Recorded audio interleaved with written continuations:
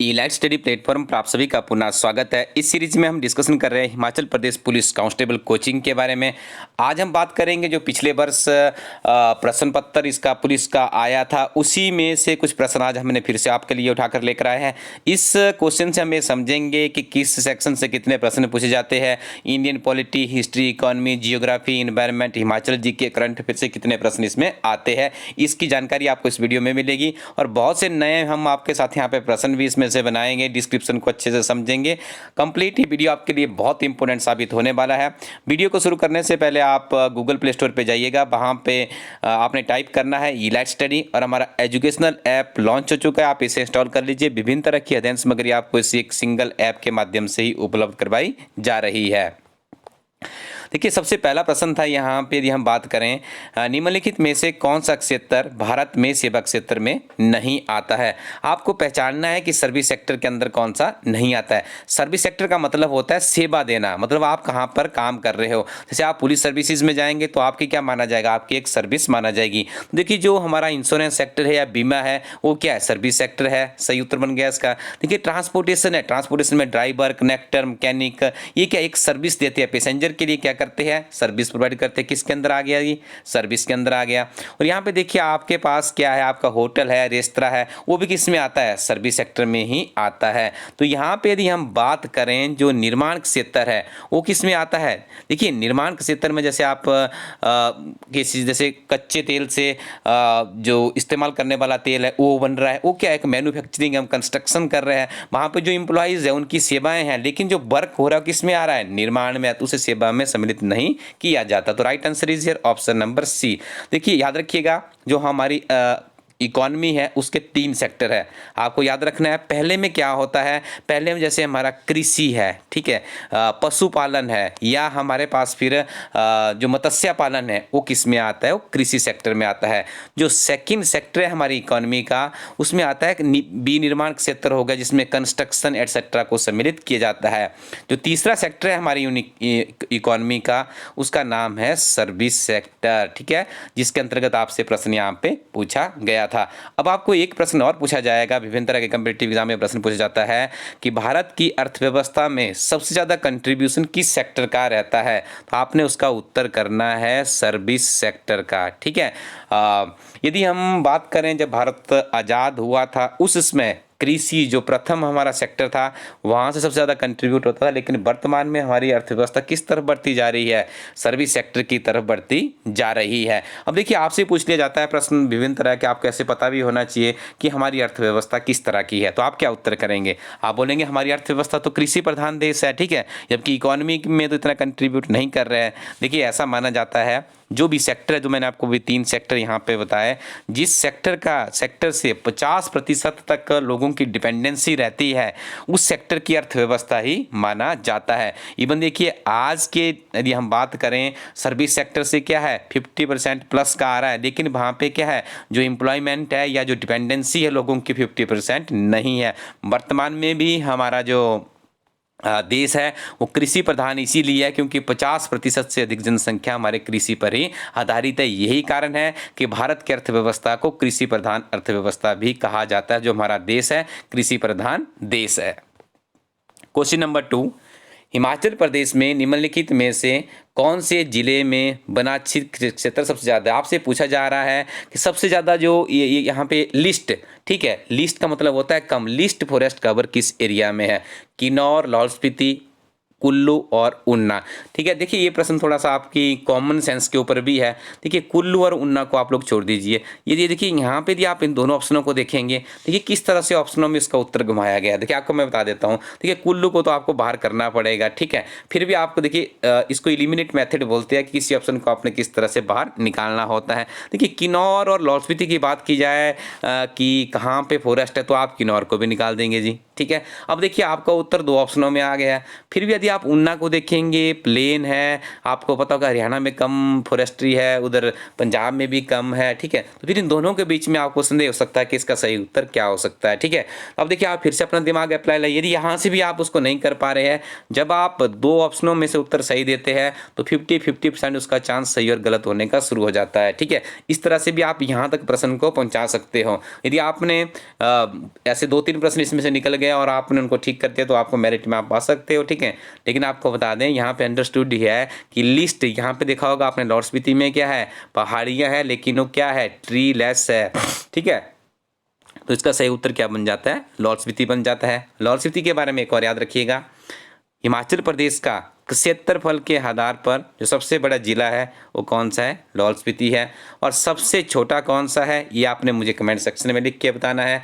और पॉपुलेशन की बात करें हम तो हिमाचल प्रदेश का जो सबसे ज़्यादा पॉपुलेटेड जिला है उसका नाम है कांगड़ा। सारे फैक्ट्स याद रखिएगा। एक अक्षांश का निरूपण कितने किलोमीटर में होता है, ठीक है। तो यहाँ पे होता है 111 किलोमीटर। आपको बता दें कुछ इस तरह से हमारी यहाँ पे एक मैप बनाते हैं, ये हमारी मान लो अर्थ है, ठीक है। देखिए इसमें इस तरह की जो लाइंस लगी होती है, ठीक है, इन्हें बोलते हैं लॉन्गिट्यूड। और जो इस तरह की लाइंस होती है इसे कहा जाता है लैटिट्यूड्स, ठीक है। तो आपसे क्या पूछा जा रहा है, आपसे लैटिट्यूड की बात की जा रही है। आपसे पूछा जा रहा है कि एक लैटिट्यूड का दूसरे लैटिट्यूड के बीच में, देखिए यहाँ पे किसी 1 डिग्री से दर्शाया जाता है, तो इसका मतलब क्या होता है, तो इसका मतलब होता है 111 किलोमीटर। इस तरह से सामान्य ज्ञान को अपने दिमाग में बैठाया करें। अगला प्रश्न है रोहतांग सुरंग की लंबाई कितनी है, ठीक है। देखिए यहाँ पे देखिए आपने किस तरह से इस प्रश्न को भांपना है, ठीक है। सबसे पहले तो आपको बता दें रोहतांग सुरंग के बारे में समझ लीजिए, फिर आपको उत्तर इसका समझाऊंगा, ठीक है। रोहतांग सुरंग है, ये सुरंग क्या करेगी, जो हमारा हिमाचल का ट्राइबल एरिया है इसे 12 महीने जो मुख्य धारा होती है उसे जोड़ने का प्रयास करेगी, ठीक है। पहले इस सुरंग का जो नाम रखा गया था वो अटल सुरंग रखा गया था, ठीक है। कुछ समय पहले इसका नाम क्या था, अटल सुरंग रखा गया था।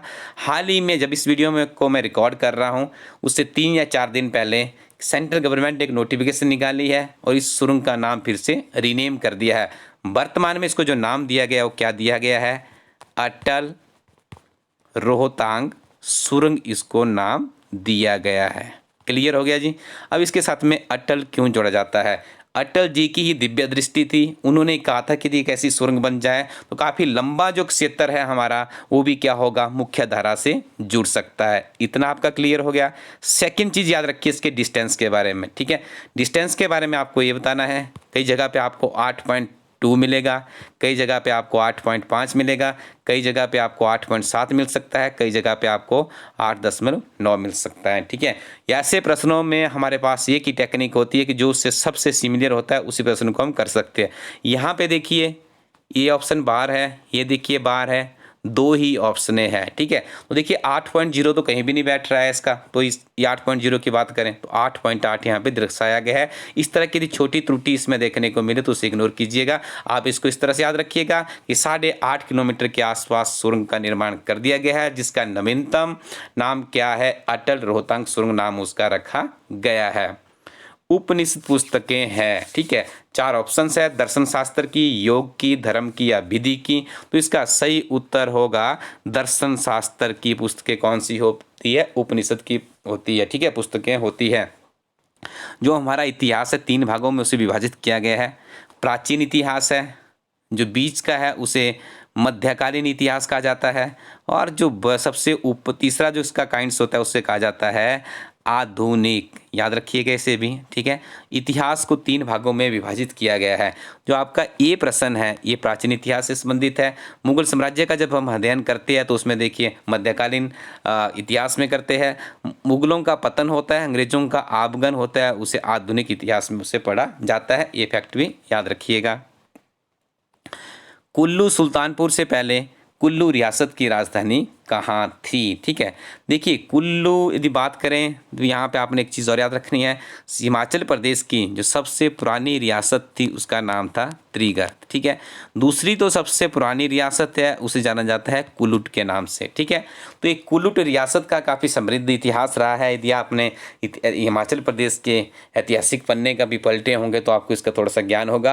लेकिन यहाँ पर आपको हिमाचल प्रदेश पुलिस कांस्टेबल बनना है। हमारी एक किताब है हिमाचल प्रदेश समग्र अध्ययन, वीडियो के अंत में उसके बारे में बता देंगे, नीचे आपको उसका कमेंट सेक्शन में उसका लिंक भी मिल जाएगा, डाउनलोड कर लीजिएगा। हिमाचल प्रदेश समग्र अध्ययन एक ऐसी किताब है जिसमें जो प्रश्न आप यहाँ पे देख रहे हैं, आप पुलिस भी की इसमें जॉब में भी लग जाते हैं। उसके बाद भी यदि आप में जज्बा है कि मैंने आगे बढ़ना है तो आप हिमाचल प्रदेश में क्लर्क से लेकर और जो सबसे बड़ी परीक्षा होती है हमारे प्रदेश की एचएस हिमाचल एडमिनिस्ट्रेटिव सर्विसेज, उस परीक्षा की तैयारी आप इस एकमात्र किताब के सहारे कर सकते हैं। एक बार इस किताब को जरूर ट्राई कीजिएगा, काफ़ी बेहतरीन इन्फॉर्मेशन इस किताब में संग्रहित की गई है। तो कुल्लू तो रियासत की बात कर रहे थे, कुल्लू ज़िले की हिस्ट्री आप हमारी इस किताब में पढ़ेंगे तो ये प्रश्न तो आपको ऐसे लगेंगे, बहुत ही सिंपल लगेंगे। तो यहाँ पे देखिए सुल्तानपुर से इस राजधानी को कहाँ लाया गया था, ठीक है, तो इसका सही उत्तर होगा सुल्तानपुर। ये प्रश्न इस तरह से है, कुल्लू सुल्तानपुर से पहले कुल्लू रियासत की राजधानी कहाँ थी? नगर में थी। इसको आपने याद रखना है। कुल्लू के बारे में आपको 2 चीज़ें बता दें आज की डेट में जो कि बहुत ही महत्वपूर्ण है। नंबर 1, कुल्लू से हाल ही में हमारे हिमाचल प्रदेश के जो शिक्षा मंत्री है उनका जिला कौन सा है? कुल्लू है जी, ठीक है। कुल्लू में मनाली विधानसभा क्षेत्र है, वहाँ से चुन के हिमाचल प्रदेश की विधानसभा में पहुँचे हैं, ठीक है। इससे पहले इनके पास फॉरेस्ट, वन, परिवहन जैसे महत्वपूर्ण मंत्रालय थे, लेकिन अब इन्हें हिमाचल प्रदेश में शिक्षा मंत्री का दायित्व दिया गया है। ये प्रश्न भी आपको देखने को मिल सकता है। निम्नलिखित में से किस नदी का पौराणिक नाम पारुसनी था? ठीक है, तो ये राबी नदी का नाम क्या था जी? प्राचीनतम नाम आप याद रखिएगा, पारुसनी नाम से जाना जाता था। सतलुज नदी है जिसे स्तुत्री के नाम से जाना जाता था। ब्यास को बिपाशा के नाम से जाना जाता था। हिमाचल प्रदेश में 5 मुख्य नदियां बहती हैं, इनके नाम भी आप लोग याद रखिएगा। नंबर 1 पे आपकी ब्यास आ गई, दूसरे पे आपकी राबी आ गई, तीसरे पे आपकी सतलुज आ गई, चौथे पे आपकी यमुना आ गई, और जो 5वीं नदी है हमारे प्रदेश में उस नदी का नाम है चिनाब, जो कि चंद्र और भागा नदियों के संगम से ही निकलती है। ठीक है, तो देखिए ये सारे प्रश्न आपने याद रखने हैं। यहाँ से नदियों के बारे में आपको एक प्रश्न बता दें, हिमाचल प्रदेश की जल प्रवाह की दृष्टि से सबसे बड़ी नदी कौन सी है? प्रश्न में पूछा गया आपसे जल प्रवाह की दृष्टि से, तो आप इसका उत्तर करेंगे चिनाब नदी। यदि आपसे पूछ लिया जाए कि हिमाचल प्रदेश की सबसे लंबी नदी कौन सी है, बड़ी और इसमें जल प्रवाह और इसमें आपको अंतर समझ आ गया होगा। सबसे लंबी नदी कौन सी है जी? सतलुज नदी है। अब आपसे ये भी पूछा जा सकता है कि हिमाचल प्रदेश की सबसे छोटी नदी कौन सी है, तो आप इसका उत्तर कर देंगे यमुना नदी जी। ठीक है, और आपसे ये पूछ लिया जाए कि हिमाचल प्रदेश की किस नदी का संबंध सूर्य भगवान से जोड़ा जाता है, तो आप उसका उत्तर क्या करेंगे? यमुना करेंगे। आपसे ये भी पूछा जा सकता है कि हिमाचल प्रदेश की किस नदी में जल विद्युत उत्पादन की सबसे ज़्यादा क्षमता है, तो आप उसका उत्तर क्या करेंगे?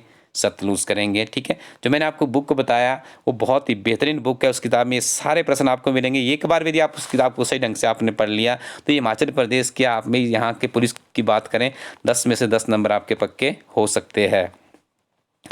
शिमला को कब भारत की ग्रीष्मकालीन राजधानी बनाया गया? ठीक है, देखिए शिमला के प्रश्न कितना महत्वपूर्ण प्रश्न है। शिमला भारत की ग्रीष्मकालीन होता है, गर्मियों की राजधानी थी।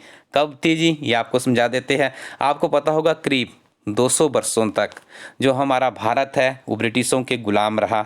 ठीक है जी, 15 अगस्त 1947 को हमें आज़ादी मिली। ठीक है, तो 200 वर्षों की गुलामी में अंग्रेज थोड़े ठंडे क्षेत्र से आते थे। ठीक है, तो इनका जो एडमिनिस्ट्रेशन था दिल्ली सेक्टर से चलता रहता था। 1911 में उन्होंने अपनी राजधानी को दिल्ली में एस्टेब्लिश कर दिया था। ठीक है, तो उससे पहले इनको यहाँ पे गर्मी से बचने के लिए उन्होंने क्या किया था, 1864 में, याद रखिएगा इस तिथि को, शिमला जो वर्तमान में हमारे हिमाचल प्रदेश की राजधानी है वहाँ पर अपनी ग्रीष्मकालीन राजधानी बनाया था। This is very important. ठीक है, अब आपसे ये भी पूछा जा सकता है किसने इसको राजधानी बनाया था, तो एक नाम याद रखिएगा, लॉर्ड लॉरेंस। लॉर्ड लॉरेंस ने 1864 में शिमला को भारत की ग्रीष्म राजधानी का दर्जा दिलाया था। ठीक है, एक और बहुत बहुचर्चित प्रश्न है, ठीक है, बहुत सी परीक्षाओं में पूछा जाता है कि शिमला में प्रथम जो ग्रीष्मकालीन आवास था वो किसने बनाया था, तो इनका नाम है, आपने याद रखना है, चार्ल्स कैनेडी। इसे कैनेडी हाउस के नाम से भी जाना जाता है, जो कि शिमला में किसी अंग्रेजी व्यक्ति या अधिकारी की बात करें तो उनका पहला घर था। ठीक है जी, अब देखिए शिमला की खोज किसने की, अंग्रेजों को पता कैसे चला, इसके बारे में याद रखिएगा। अंग्रेजों के द्वारा, प्रश्न में आपको ऐसा आएगा, अंग्रेजों द्वारा, मराठों द्वारा या गोरखों द्वारा, इस तरह से प्रश्न पूछा तो आपने रखना है अंग्रेजों के द्वारा 1819 में शिमला की खोज की गई थी। ठीक है, एक प्रश्न आपको और बता देते हैं, हिमाचल प्रदेश की कितनी राजधानियाँ हैं, तो हिमाचल प्रदेश की 2 राजधानियाँ हैं। कौन कौन सी है? शिमला के बारे में तो आपने भी वीडियो में ही सुन लिया। ठीक है जी, दूसरी कौन सी है? धर्मशाला है। पिछली जो कांग्रेस सरकार आई थी उन्होंने इसे नोटिफाइड कर दिया है, ठीक है। वर्ष 2012 से 17 तक जो वीरभद्र सिंह के नेतृत्व में कांग्रेस की सरकार रही थी उन्होंने इसे भी आधिकारिक रूप से नोटिफाइड कर दिया है, ठीक है। तो वर्तमान में हमारे इस छोटे से प्रदेश में 12 जिले हैं और 2 राजधानियां हैं। अगला प्रश्न है, निम्नलिखित में से किस खिलाड़ी को सर्वप्रथम राजीव गांधी खेल रत्न प्रदान किया गया? तो इनका नाम है जी विश्वनाथन आनंद जी को सबसे पहले दिया गया था। और खेल जगत की हम बात करें तो जो सबसे सर्वोच्च सम्मान होता है खेल जगत में उसको क्या कहा जाता है? राजीव गांधी खेल रत्न उसे कहा जाता है। भारत का जो सबसे सर्वोच्च सम्मान है वो भारत रत्न है, इसको भी आपने याद रखना है। हाल ही में 3 लोगों को ये भारत रत्न दिया गया है, ठीक है। रिसेंटली जो अभी तक की इसकी लिस्ट है उन 3 लोगों के नाम आप कमेंट सेक्शन में बताइएगा, क्योंकि यहाँ से भी आपको प्रश्न आ सकता है। This is very important.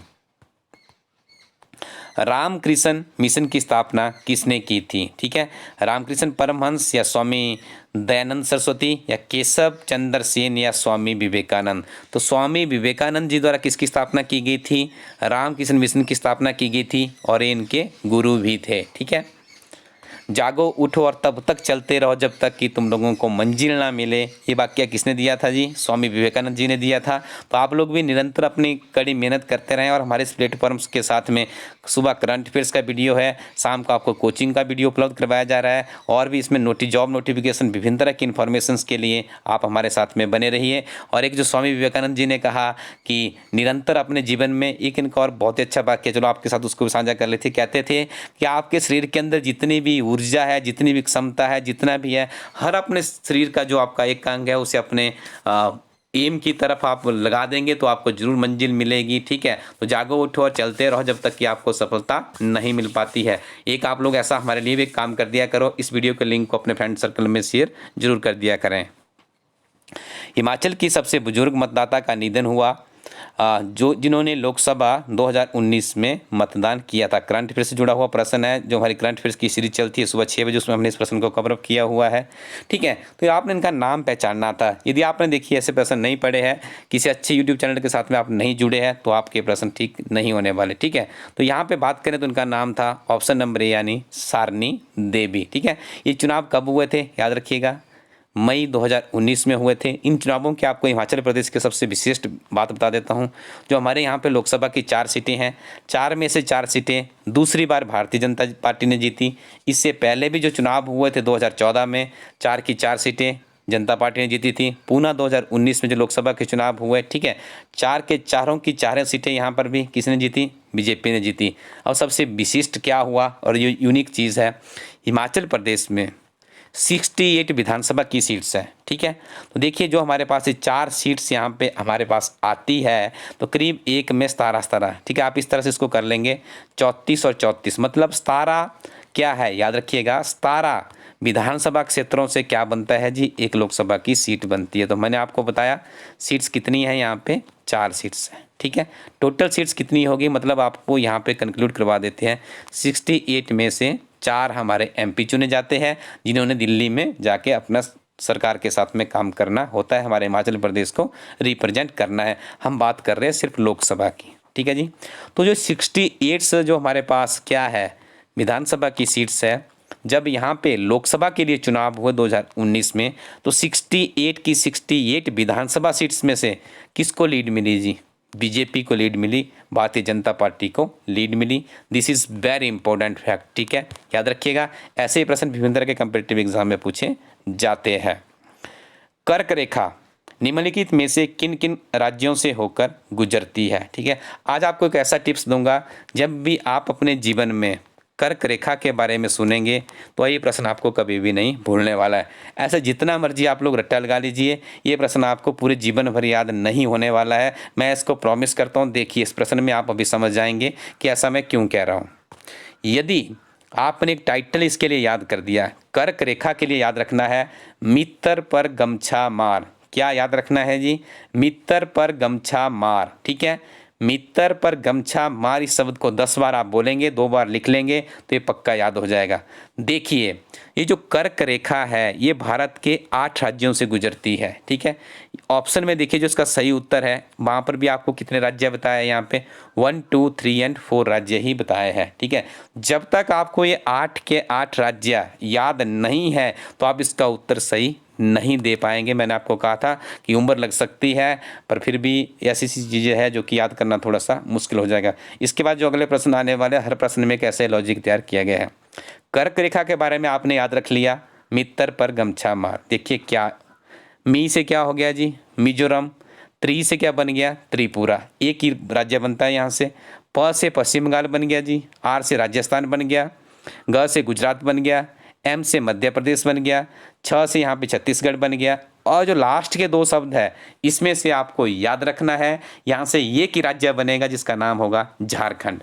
1, 2, 3, 4, 5, 6, 7 और 8। आपको क्या बताया था जी, कितने हैं हमारे यहाँ पे, कितने राज्यों से कर्क रेखा गुजरती है, 8 राज्यों से गुजरती है।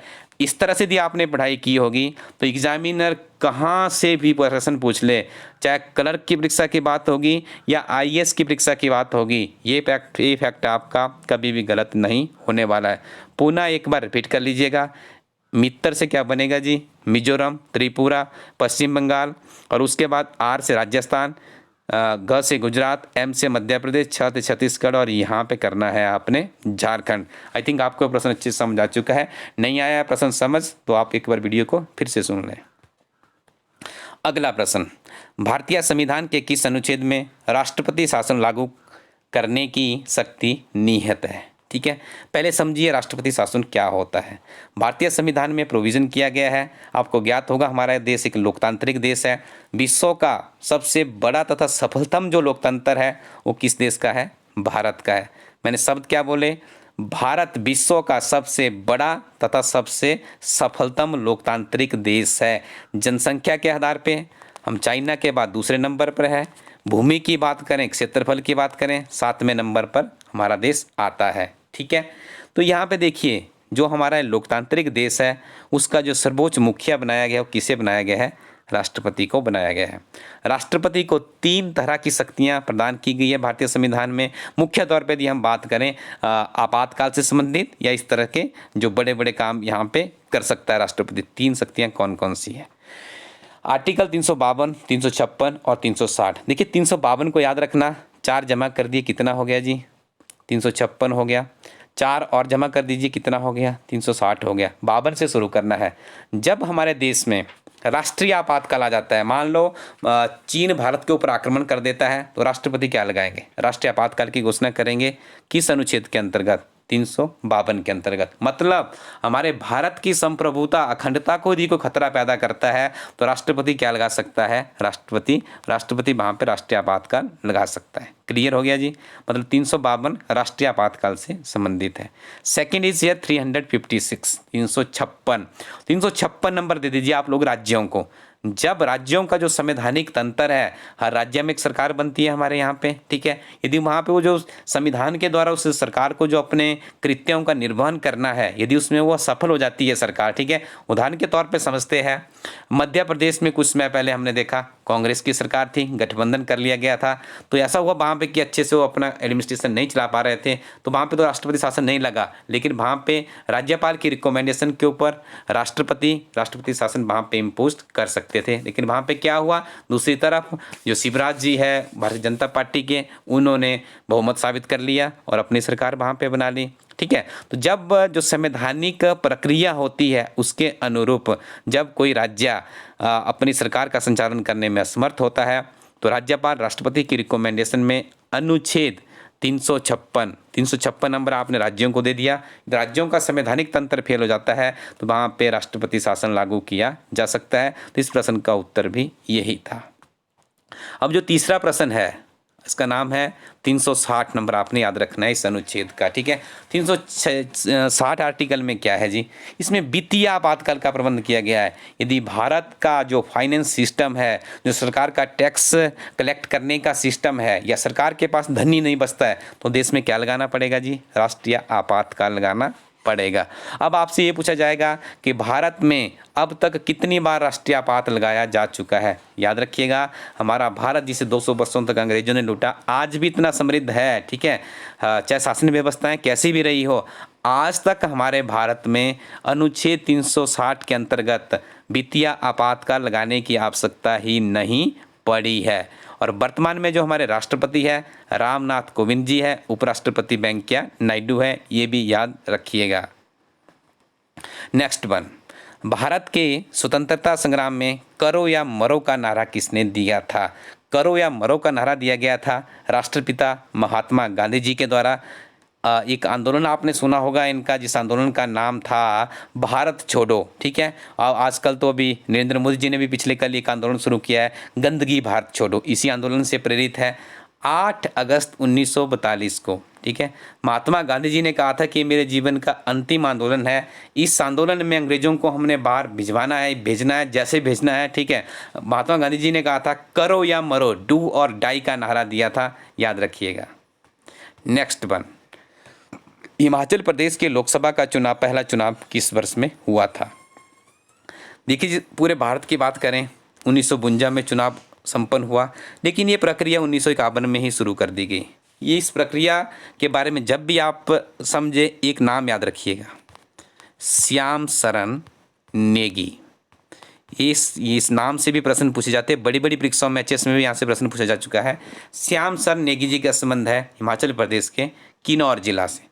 देखिए क्या हुआ, हिमाचल प्रदेश का जो अपर बेल्ट है, किन्नौर, लाहौल स्पीति, चंबा में कुछ एरिया जहाँ पे बर्फबारी पड़ती है, तो लोकसभा के प्रथम चुनाव होने थे, उनकी प्रक्रिया शुरू हो चुकी थी, लेकिन चुनाव आयोग के द्वारा निर्णय लिया गया कि 1951 में हम हिमाचल प्रदेश का जो ट्राइबल एरिया है वहाँ पे चुनाव करवा देंगे, ताकि क्या होगा कि पूरे भारत में चुनाव एक समय पे हो सके। तो भारत में चुनाव पहले हो गए थे। ऑप्शन में देखिए, यहाँ पे बहुत से बच्चे यहाँ पे कन्फ्यूज होते हैं, 1952 कर देंगे। प्रश्न एग्जामिनर ने पूछा क्या है, उसने यही पूछा है कि आपसे पूछा जा रहा है कि हिमाचल प्रदेश में लोकसभा का पहला चुनाव किस वर्ष हुआ था, ठीक है। पूरे भारत में तो 1952 में हुआ था, तो आपने उनको क्या बताना था, जी हमारे यहाँ पे 1951 में ही हो गए थे। अब श्याम शरण नेगी का नाम पूरे भारत में लिया जाता है। यदि विश्व का सबसे बड़ा और सफलतम लोकतंत्र का जो पहला मतदाता है उसको पहचानना होगा तो उसका नाम क्या होगा, तो उनका नाम है जी श्याम शरण नेगी। इन्हें भारत का पहला मतदाता बनने का गौरव प्राप्त है। वो क्यों गौरव प्राप्त है, ये उस समय एक शिक्षक के पद पे थे, ठीक है। तो जैसे जिनकी ड्यूटी लगी होती है वोटिंग करने के लिए, वो सबसे पहले मतदान केंद्र में चले जाते हैं और वहाँ पे वोट कास्ट कर देते हैं। उसके बाद अपनी ड्यूटी का निर्वहन करने के लिए वो आगे बढ़ जाते हैं, ठीक है। तो इनके साथ भी कुछ ऐसा ही हुआ, ठीक है। ये सुबह अपने घर से उठे और सबसे पहले चले गए मतदान केंद्र पर, वहाँ पर जाकर उन्होंने वोट कास्ट किया और उसके बाद चले गए ये अपना काम करने। कहाँ चले गए, उसके बाद जहाँ पे इनकी ड्यूटी थी वहाँ पे अपनी ड्यूटी का निर्वहन करने के लिए चले गए, ठीक है। तो ये आज भी जीवित है। और देखिए, इन्हें हर जब भी हमारा कोई चुनाव प्रक्रिया होती है या राष्ट्रीय मतदाता दिवस होता है तो इन्हें एडमिनिस्ट्रेशन का मतलब है जिला का जो एडमिनिस्ट्रेशन होता है वो इनके पास जाता है और इन्हें हर बार सम्मानित करता है, बहुत सुर्खियों में रहते हैं। दिस इज़ वेरी इंपॉर्टेंट, याद रखिएगा ये फैक्ट। इस वीडियो का अंतिम प्रश्न है, अकबर के प्रशासन में किसने स्थायी बंदोबस्त प्रणाली पर काम किया था, तो इनका नाम है जी टोडरमल, ठीक है। इस तरह के प्रश्न हिस्ट्री से संबंधित होते हैं और काफ़ी महत्वपूर्ण प्रश्न है। वीडियो कैसा लगा कमेंट सेक्शन में जरूर बताइएगा। पुलिस की परीक्षा के लिए हमारी वेबसाइट पे जाना है, आपने वेबसाइट का एड्रेस आपको यहाँ पे लिख के बता देते हैं, www.elitstudy.co.in।